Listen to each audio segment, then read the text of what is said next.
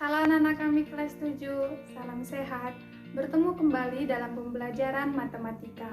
Hari ini kita akan mempelajari pembelajaran mengenai aljabar. Setelah mempelajari pembelajaran hari ini, diharapkan kalian mampu memahami dan mengenal bentuk aljabar, serta menjelaskan bentuk aljabar. Apa itu koefisien, variabel, konstanta, derajat, eksponen atau pangkat, dan juga suku. Pada pembelajaran yang terdahulu, kita telah mempelajari mengenai bilangan ataupun angka-angka. Hari ini kita akan mempelajari mengenai aljabar. Apa sih aljabar itu? Aljabar adalah ilmu yang mempelajari mengenai simbol-simbol matematika dan aturan-aturan untuk memanipulasi simbol ini. Jadi, matematika tidak hanya mempelajari mengenai angka-angka saja, tetapi juga simbol-simbol. Bentuk aljabar adalah suatu bentuk matematika yang dalam penyajiannya memuat huruf-huruf yang mewakili suatu bilangan yang belum diketahui. Contohnya, minus X tambah Y, 3A tambah 2B kurang 7A kuadrat.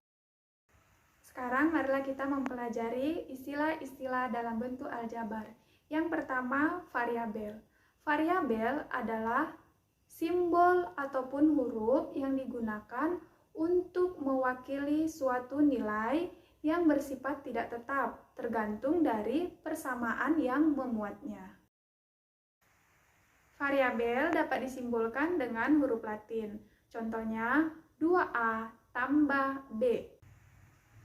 A variabel dan B juga variabel. Istilah yang kedua yaitu koefisien. Koefisien adalah nilai yang digunakan untuk mengalihkan suatu variabel. Contohnya 2A dikurang B. 2A variabelnya adalah A dan koefisiennya adalah 2. Minus B koefisiennya adalah minus 1 dan variabelnya adalah B. Ingat, koefisien yang bernilai 1 tidak perlu dituliskan. Istilah yang ketiga yaitu konstanta. Konstanta merupakan nilai yang bersifat tetap atau konstan pada bentuk aljabar. Contohnya, 2A kurang B. Pada persamaan ini tidak memiliki konstanta. Berikutnya, 2A kurang B tambah 7. Maka konstantanya adalah 7. Contoh lain, 5X tambah 7Y dikurang 8. Nah, konstantanya adalah minus 8. Istilah yang keempat yaitu derajat. Derajat merupakan nilai pangkat tertinggi yang dimuat variabel dalam bentuk aljabar. Contoh, 3A tambah B. A dan B merupakan variabel berpangkat 1, maka disebut derajat 1. Contoh yang kedua, 2A kuadrat tambah B. A memiliki pangkat 2, maka disebut derajat 2. Contoh yang lain, contoh yang ketiga, 3A kuadrat ditambah B dikurang 7 pangkat 4. Derajat yang tertinggi adalah 2, sebab 2 adalah pangkat daripada variabel yaitu A pangkat 2. Namun yang pangkat 4 itu adalah pangkat daripada konstanta, maka itu tidak perlu kita perhatikan. Yang perlu diperhatikan adalah pangkat daripada variabel yang tertinggi. Maka contoh yang ketiga berderajat 2. Istilah yang kelima yaitu suku.